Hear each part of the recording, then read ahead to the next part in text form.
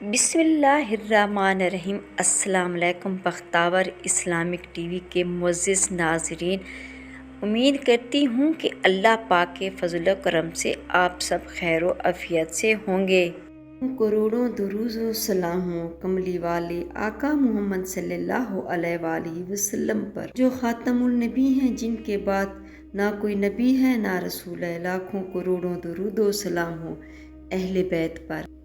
Video शुरू करने से पहले मेरी छोटी सी आपसे गुजारिश है कि एक बार दुरूद पाक पढ़कर नबी करीम सल्लल्लाहु अलैहि वसल्लम की खिदमत में पेश करें। मेरे प्यारी बहनों, जो आज मैं आपकी वीडियो लेके आपकी खिदमत में हाजिर हूँ, 11वें रोज़े दूसरा अशरा अल्हम्दुलिल्लाह शुरू हो चुका है। दूसरा अशरा मग़फ़रत का अशरा है। मेरी प्यारी बहनों, जो आज मैं अमल आपको बताऊंगी, इस अमल को करने से इंशाअल्लाह आपकी तमाम परेशानियां ख़त्म हो जाएंगी, जो भी मसाइल हैं आपके हल हो जाएंगे। बस आपने यकीन के साथ इस अमल को करना है। अल्लाह ताला आपकी तमाम मुश्किलात को हल फरमाएंगे। हर इंसान यही कोशिश करता है कि अल्लाह ताला उसकी हर परेशानी को ख़त्म कर दे, लेकिन कभी किसी ने ये गौर किया है कि उस पर इस परेशानी की वजह क्या है? और कभी हमने अपनी ज़िंदगी पर गौर किया है कि आप सल्लल्लाहु अलैहि वसल्लम जो दीन लेकर आए थे, उस दीन पर कितना अमल करते हैं? कि आप सल्लल्लाहु अलैहि वसल्लम की बताई हुई बातों पर अमल करते हैं? नहीं, ऐसा हरगिज़ नहीं है। हम बिल्कुल भी ऐसा नहीं करते। हमने कुरान पाक को कभी पढ़ना तो दूर देखना तक भी टाइम नहीं होता हमारे पास। ना कभी हमने कुरान पाक को सही से पढ़ा है, ना कभी कुरान पाक को सही तरीके से उसको समझा है। हमने तो कभी कुरान पाक की एक आयत को भी इस तरह से नहीं पढ़ा जिस तरह के पढ़ना चाहिए कि अल्लाह ताला हमसे क्या कह रहे हैं। कभी हमने कुरान पाक को खोल के देखा ही नहीं है। कुरान पाक का मौजू इंसान है, लेकिन इंसान जानता ही नहीं है कि इसके अंदर अल्लाह ताला ने क्या हुक्म इरशाद फरमाया है। हमें तो बस सिर्फ गर्ज है दुनिया में क्या हो रहा है, कोई क्या पहन रहा है, कौन क्या खा रहा है। अगर कोई और मौजू नहीं मिलता तो फिर बैठकर किसी को गालियां दे रहे होते हैं, किसी की ग़ीबत कर रहे होते हैं। मेरे प्यारे बहन, जो उसका अमल है वो उसके साथ है। आपके कहने से कुछ और तो होना ही नहीं है, लेकिन इतना जरूर होगा, अगर किसी ना किसी ऐब जोई की तो ये बात वो गौर से सुन ले कि अल्लाह ताला उसको मरने पहले उस बुराई मुब्तला फरमा देगा। किसी को कुछ कहने से पहले, किसी को ताना देने से पहले और किसी को बुरा कहने से पहले इतना जरूर सोच लीजिएगा, अगर मैं इसमें मुब्तला हो गया तो मैं फिर क्या करूँगा? कुछ भी नहीं कर पाऊंगा। और बहुत सारे लोग, बड़े बड़े मुफ्तियों को मैंने कहते हुए सुना है, किसी को बुरा कहते हुए जरूर ये सोचना है कि अल्लाह ताला देर नहीं लगाता आपको उसी चीज लाने में। और वो लोग जिनका काम ये है कि वो दुनिया वालों पर नजर रखे हुए हैं, उन्होंने एक आंख जो है वो दुनिया पर रखी हुई होती है और उनका बस काम ही यही है कि मैंने बुरा किसको कहना है और उसको किस तरह से बुरा कहना है। मेरी प्यारी बहनों, अगर घर में जाकर उसको ताना देंगे, उस पर बातें करेंगे, तो उसके दुख का भी अंदाजा हम लोग नहीं कर सकते। यही हमारी सबसे बुरी आदत है। जिनको हम गालियां देते हैं, जिनको हम ताने देते हैं, वो तो लोग पहले ही बेचारे परेशान होते हैं और ये अल्फाज उनको और परेशान कर देते हैं। मेरी प्यारी बहनों, इसीलिए हमें ऐसी छोटी छोटी बुराइयों से भी बचना चाहिए, क्योंकि ये छोटी छोटी बुराइयां आगे जाकर बहुत बड़ा गुनाह कबीरा बन जाती हैं। क्योंकि ये मग़फ़रत का महीना, जितना भी हो सके अल्लाह ताला से अपने गुनाहों की माफ़ी मांग लेनी चाहिए और तौबा इस्तग़फ़ार पढ़ना चाहिए। मेरी प्यारी बहन, और दूसरी बात, जब कोई रोजेदार से बदकलामी करे तो नबी करीम सल्लल्लाहु अलैहि वसल्लम क्या फरमाया है? आप सल्लल्लाहु अलैहि वसल्लम ने इरशाद फरमाया कि अल्लाह ताला फरमाता है, इंसान का हर नेक अमल खुद इसी के लिए है। आप जो भी नेक अमल कर रहे हैं वो सिर्फ अपने लिए कर रहे हैं, अपनी ज़ात के लिए कर रहे हैं, किसी दूसरे के लिए नहीं कर रहे।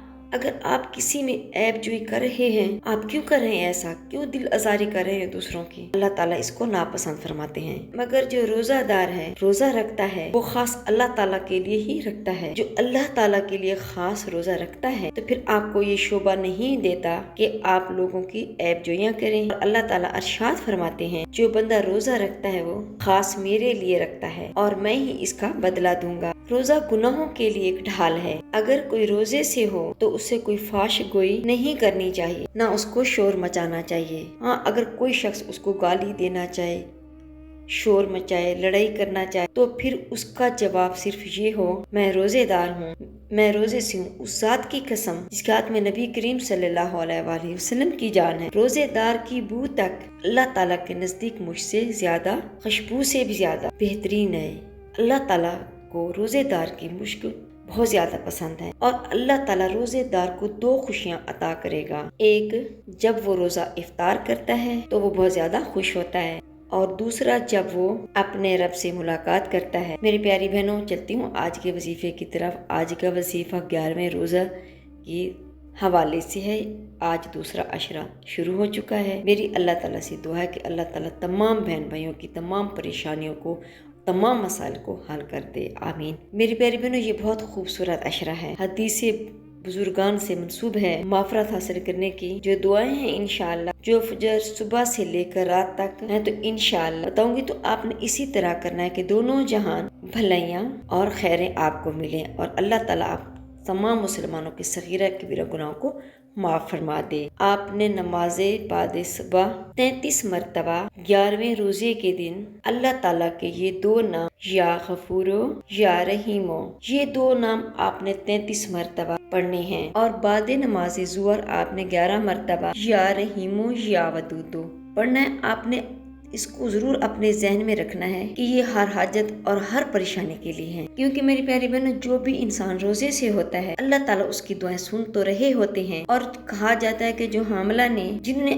عرش کو اٹھایا ہوا ہے، وہ ان کو بھی حکم دیتے ہیں کہ روزے داروں کی دعاؤں پر آمین کہو، تو انشاءاللہ ہر دعا آپ کی قبول ہوگی۔ جو حاملہ ان کی بھی ہر دعا اللہ تعالیٰ فوراً سے پہلے قبول کر دیتا ہے۔ پھر نماز عصر کے بعد آپ نے 21 مرتبہ یہ آیت پڑھنی ہے جو آپ کو سکرین پہ نظر آ رہی ہے، اور بعد نماز مغرب 7 مرتبہ آپ نے اس دعا کو پڑھنا ہے، لا الہ الا انت سبحانک انی کنت من الظالمین۔ نماز عشاء کے بعد یعنی کہ تراویح وغیرہ کے بعد آپ نے قرآن پاک کی یہ آیت جو آپ کو سکرین پہ نظر آ رہی ہے، اس کو بھی آپ نے 11 مرتبہ پڑھنا ہے۔ 11 مرتبہ آپ نے پڑھنا ہے، سبحانک لا علم لنا الا ما علمتنا انک انت علیم الحکیم۔ میری پیاری بہنوں، جب بھی آپ کوئی عمل کیا کریں اس کو یقین کے ساتھ کیا کریں، تو انشاءاللہ اللہ تعالیٰ آپ کی تمام پریشانیوں کو دور فرما دیں گے۔ جو بھی آپ کے مسائل انشاءاللہ آج کے دن حل ہو جائیں گے۔ اگر کوئی بے اولاد ہے تو یہ آج کا عمل کرے، اگر کوئی غریب ہے تو وہ یہ عمل کرے گا تو امیر سے امیر تر ہو جائے گا۔ اگر کوئی بہن ہے، بیٹی رشتے کے لیے بیٹھی ہوئی ہے، گھر بوڑھی ہو رہی ہے، تو یہ عمل لازمی کرے، تو انشاءاللہ اللہ تعالیٰ ان کی دعاؤں کو رد نہیں کرے گا۔ گھر میں کوئی بیمار ہے، مصیبت زدہ ہے، تو آپ نے لازمی کرنا ہے۔ اگر گھر نہیں ہے، آپ کا کاروبار میں گھاٹا ہو رہا ہے، نقصان ہو رہا ہے، تو آپ نے اس عمل کو لازمی کرنا ہے۔ آج کے دن کو آپ نے ضائع نہیں لینا، تو انشاءاللہ جو بھی آپ کا مسائل ہیں اللہ تعالیٰ اس کو حل کرے گا۔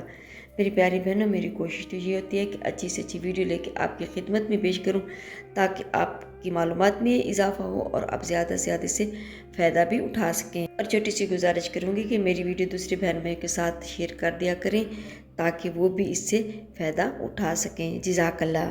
اگر میری آج کی ویڈیو آپ کو اچھی لگی ہو تو لائک کریں، شیئر کریں، سبسکرائب کریں، بیل آئیکن کو پریس کریں، تاکہ ہر آنے والی میری ویڈیو آپ تک بآسانی پہنچ سکے اور میری حوصلہ افزائی ہو۔ فی امان اللہ۔